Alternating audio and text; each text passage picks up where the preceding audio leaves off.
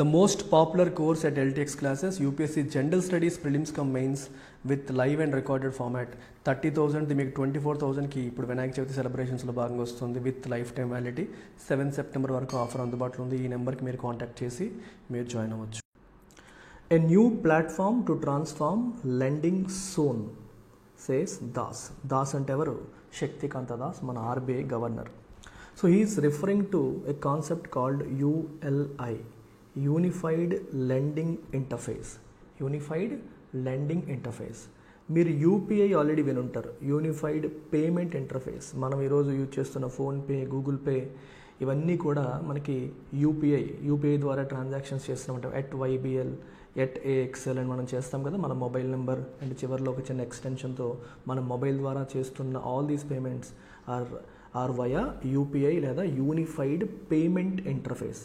ఈ unified payment interface ద్వారా retail payments అనేవి మనం ఎలా అయితే రెవల్యూషనైజ్ చేసామో, ఇంతకుముందు రిటైల్ పేమెంట్స్ అంటే ఏంటి, ఒకరికి పేమెంట్ చేయాలంటే వాళ్ళ అకౌంట్ నెంబర్ యాడ్ చేసి ఒక టెస్ట్కి ₹1, ₹2 పంపించి చెక్ చేసుకొని యాడ్ చేయడానికి కొంత టైం పట్టి చాలా టైం పట్టేది. ఇప్పుడు యూపీఐ ద్వారా క్షణాల్లో మనం ఎవరికి పేమెంట్ చేయాలన్నా ఇమీడియట్గా చేయగలుగుతున్నాము. చాలా ట్రాన్సాక్షన్స్, రోడ్ సైడ్ ట్రాన్సాక్షన్స్లో కూడా మనం ₹5, ₹2, ₹1 ఏది చేయాలన్నా సరే ఈ యూపీఐ ద్వారా మనం వెంటనే చేయగలుగుతున్నాం. పళ్ళు కొన్నా, పాలు కొన్నా, పానీపూరి కొన్నా సరే మనం యూజ్ చేయగలుగుతున్నాం. సో దీనివల్ల చిల్లర ప్రాబ్లం లేదు, క్యాష్ ప్రాబ్లం లేదు, ప్రతిదీ కూడా డిజిటల్గా, ఫాస్ట్గా, సిస్టమేటిక్గా జరిగిపోతుంది. అయితే when it comes to credit అంటే ఏంటమ్మా? అప్పు, లెండింగ్ యాక్టివిటీస్. క్రెడిట్ లేదా లెండింగ్ యాక్టివిటీస్కి వచ్చేసరికి ఇష్యూస్ అనేవి భారతదేశంలో ఇంకా చాలా ఉన్నాయి.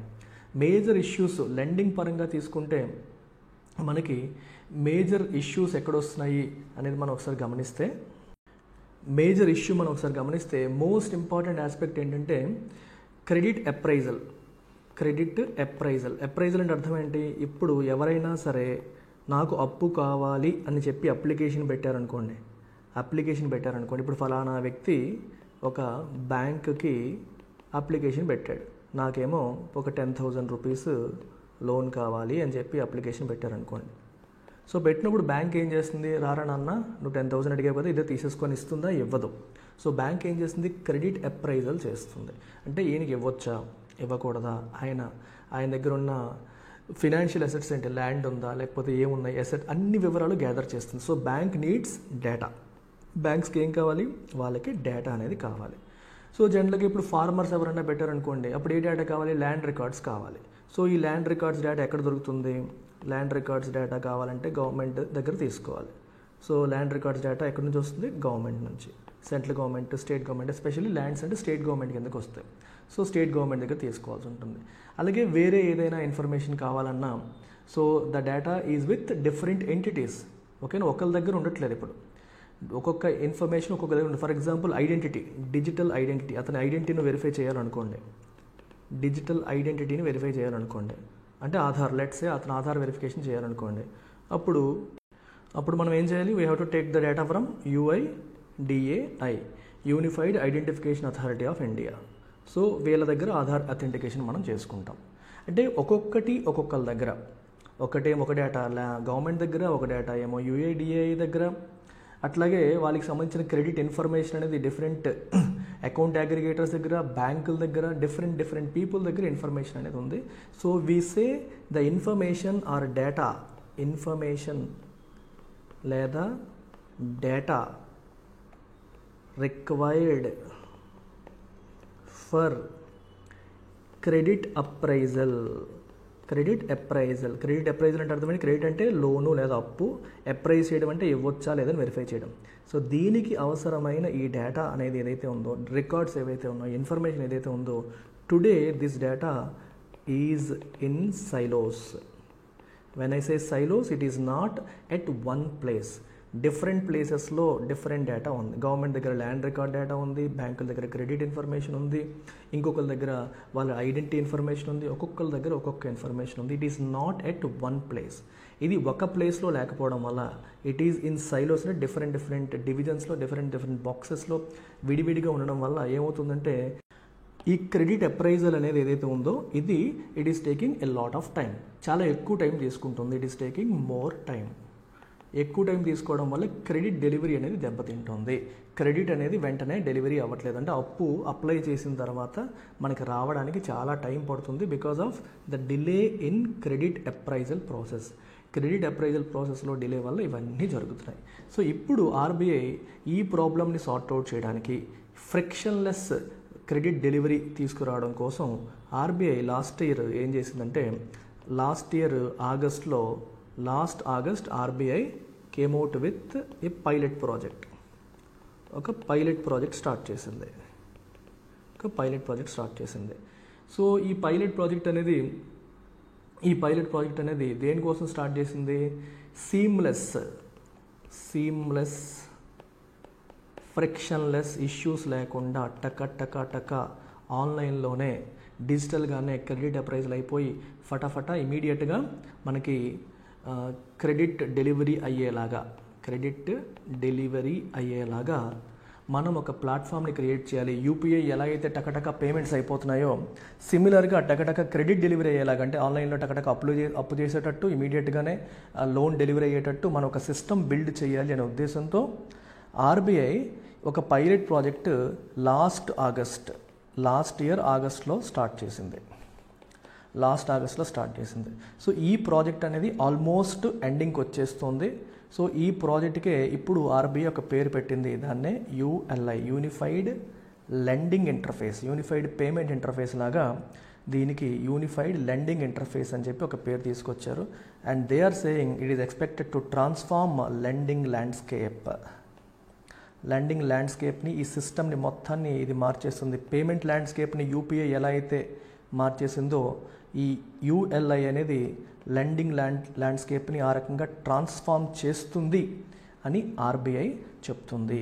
వీ కెన్ కాల్ దిస్, ఈ యూఎల్ఐని మనం ఏమనొచ్చు, we can call it DPI, digital public infrastructure. Just like UPI, it is also a digital public infrastructure, అంటే మొత్తం అందరూ ఉపయోగించుకునేది కాబట్టి పబ్లిక్, ఇది ఫిజికల్ కాదు డిజిటల్ కాబట్టి డిజిటల్ పబ్లిక్ ఇన్ఫ్రాస్ట్రక్చర్ అని దీన్ని మనం పిలవచ్చు. సో ఈ యూఎల్ఐ అనేది లెండింగ్ స్పేస్ని కంప్లీట్గా ట్రాన్స్ఫార్మ్ చేస్తుంది అని గవర్నమెంట్ యొక్క ఉద్దేశం, ఆర్బీఐ యొక్క ఉద్దేశం.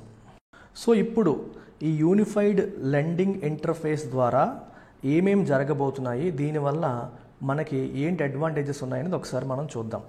సో మోస్ట్ ఇంపార్టెంట్ ఆస్పెక్ట్ ఏంటంటే, దీనివల్ల first of all we will have seamless and consent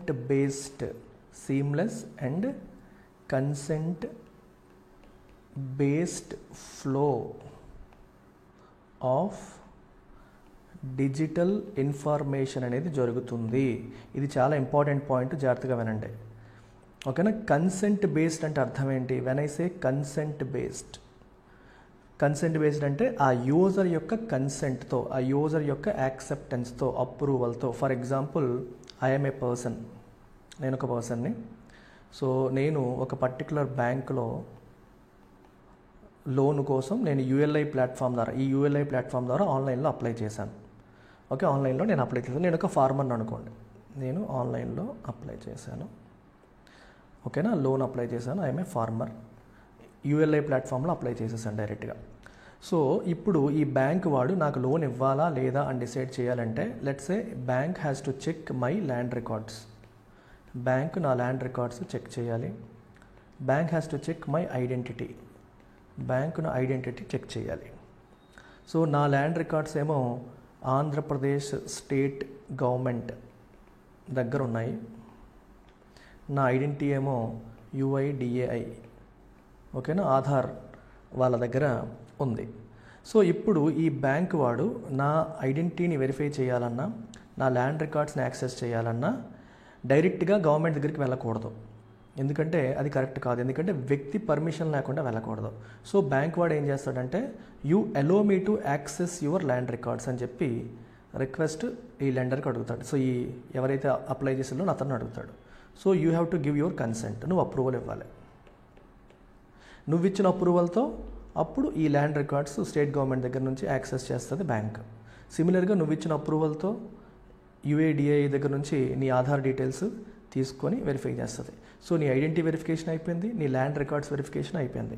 ఇంకా ఏమైనా డేటా కావాలన్నా multiple digital service providers, data providers ఎవరైతే ఉంటారో వాళ్ళ దగ్గర నుంచి ఆ డేటా మొత్తం ఈ బ్యాంకు గ్యాదర్ చేస్తుంది.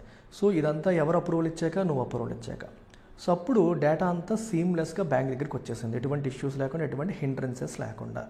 మొత్తం ఇన్ఫర్మేషన్ ఎప్పుడైతే వచ్చిందో బ్యాంక్ దాన్ని ప్రాసెస్ చేసి ఎస్ ఇతనికి లోన్ ఇవ్వచ్చు అంటే, ఎలిజిబిలిటీ ఉందంటే నీకు ఇచ్చేస్తుంది, లేదంటే రిజెక్ట్ చేస్తుంది. సో ఇదంతా కూడా చాలా తక్కువ టైంలో ఆన్లైన్లో విదిన్ మనకి ఇలా క్లిక్ ఆఫ్ ద బటన్తో మనకి పనులన్నీ అయ్యే అవకాశం అనేది యూఎల్ఐ అనేది క్రియేట్ చేస్తుంది. అర్థమవుతుందా? Consent based seamless flow of digital information అంటే అర్థం అది. జస్ట్ లైక్ ఇప్పుడు చెప్పినట్టు ఏంటంటే మన ల్యాండ్ రికార్డ్స్. సో ఈ ల్యాండ్ రికార్డ్స్ ఎక్కడ ఉంటాయి? గవర్నమెంట్స్ దగ్గర ఉంటాయి. గవర్నమెంట్ దగ్గర ఉండే ల్యాండ్ రికార్డ్స్ కావచ్చు. అలాగే multiple data providers, multiple data service providers ఉన్నారు. Multiple data service providers. ఇప్పుడు నీ పాన్ కార్డ్ డీటెయిల్స్ ఇస్తే నీ క్రెడిట్ రేటింగ్ని ఆల్రెడీ ట్రాక్ చేసే కంపెనీస్ ఉన్నాయి.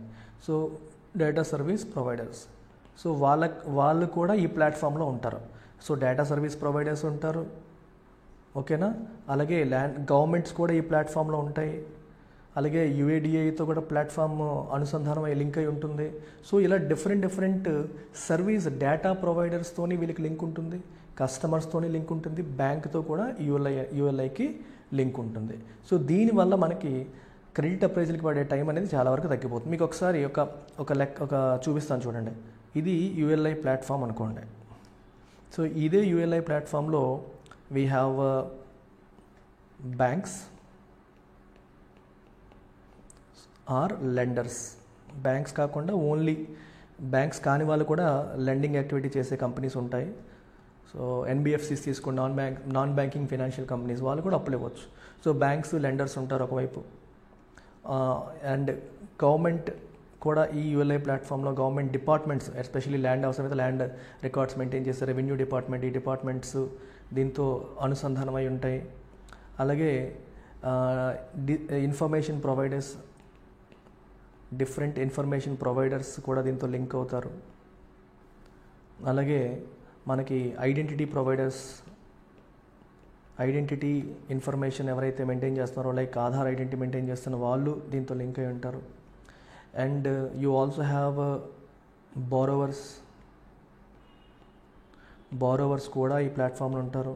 సో ప్రెడామినెంట్గా ఎవరి కోసం చూస్తున్నారంటే ఇప్పుడు farmers, micro, small, medium enterprises.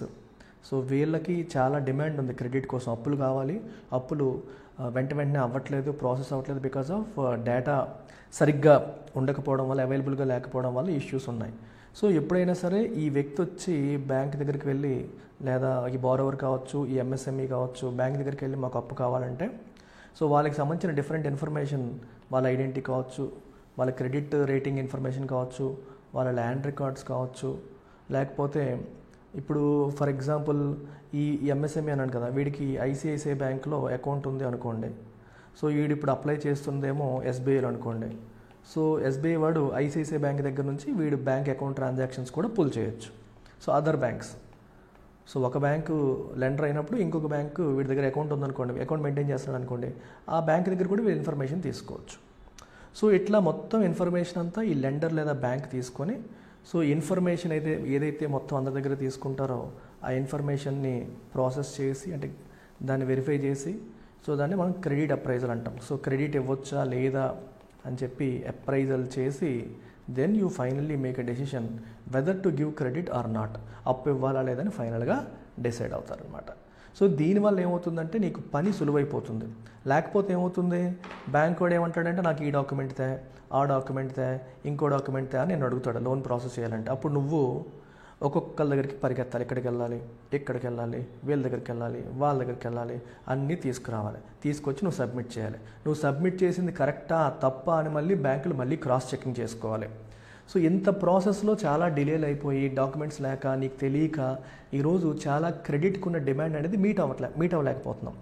So దీనివల్ల ఏమవుతుందంటే అన్మెట్ డిమాండ్ అంటాం. అంటే ఇప్పటి వరకు మీట్ అవ్వలేకపోతున్న అన్మెట్ క్రెడిట్ అంటే అప్పు, ఈ డిమాండ్ అనేది దీని ద్వారా మీట్ అవ్వడం అనేది జరుగుతుంది. సో సీమ్లెస్గా క్రెడిట్ డెలివరీ అనేది జరుగుతుంది. ఎప్పుడైతే సీమ్లెస్ క్రెడిట్ డెలివరీ అనేది జరుగుతుందో ఇంకా డైరెక్ట్గా ఆల్రెడీ ఆధార్తో వాళ్ళ అకౌంట్ నెంబర్స్ అన్నీ లింక్ అయి ఉంటాయి కాబట్టి డైరెక్ట్గా అకౌంట్లో పడిపోతాయి. ఎప్పుడైతే ఇది జరుగుతుందో మన ఎకానమీ గ్రో అవడానికి కూడా ఇది హెల్ప్ అవుతుంది. రైతులు కూడా సరైన సమయానికి రుణాలు వస్తాయి. వెంటనే వాళ్ళు పంటకి అగ్రికల్చర్ ఇంప్రూవ్ అవుతుంది. వాళ్ళు ఏమైనా ట్రాక్టర్లు అంటే కొనాలన్నా వెంటనే తెగుతుంది. అలాగే మనకి ఇప్పుడు ఈ ఎంఎస్ఎంఈస్కి కూడా చాలా తొందరగా రుణాలు అనేవి వచ్చే అవకాశం అనేది ఉంటుంది. తర్వాత దీన్ని రేపు పొద్దున్న పర్సనల్ లోన్స్కి వేరే దానికి కూడా ఎక్స్పాండ్ చేయొచ్చు. సో ఆల్రెడీ ఇప్పుడు ఏమవుతుందంటే పర్సనల్ లోన్ అప్లై చేయాలన్నా లేకపోతే కార్ లోన్ అప్లై చేయాలన్నా మేబీ ఫ్యూచర్లో వాటికి కూడా దీని ద్వారా చేసే అవకాశం రావచ్చు.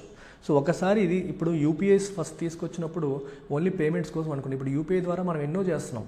ఇన్సూరెన్స్లు అయిపోతున్నాయి, మనం బిల్లులు కట్టేస్తున్నాము, చాలా పనులు మనం యూపీఐ ద్వారా చేయగలుగుతున్నాం.